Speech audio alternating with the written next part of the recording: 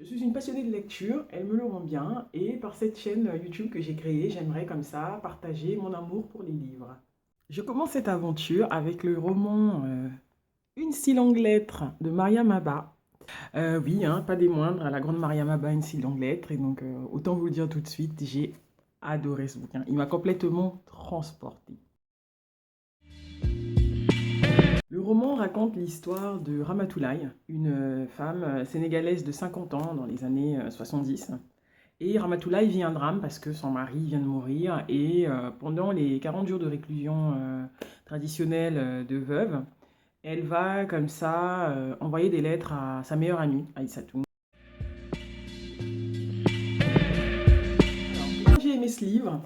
Parce que c'est un roman qui, lorsqu'on arrive à la fin, on a envie qu'il continue. Parce que Mariam Abba, elle réussit comme ça en 165 pages, parce qu'il est très petit, hein, le roman. Il se finit très vite. Donc, en 165 pages, elle arrive comme ça à créer des personnages très complets, très complexes, et qui sont aussi profondément attachants.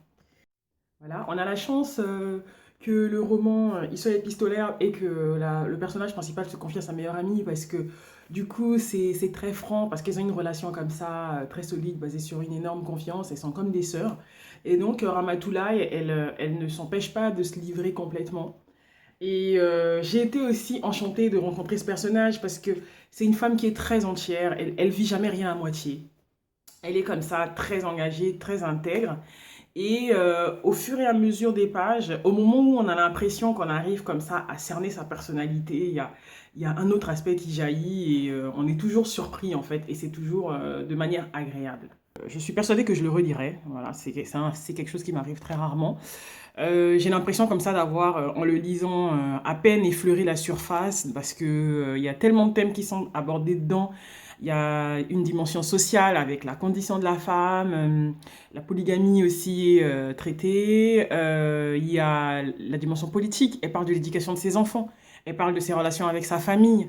Elle parle de de l'amour pour son pays. Elle parle des traditions. En fait, voilà, c'est un concentré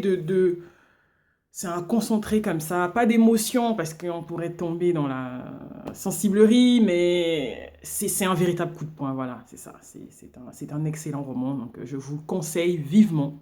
Lisez-le, voilà, même si c'est seulement par curiosité, lisez-le, Mariam Abba, Une si longue lettre à lire.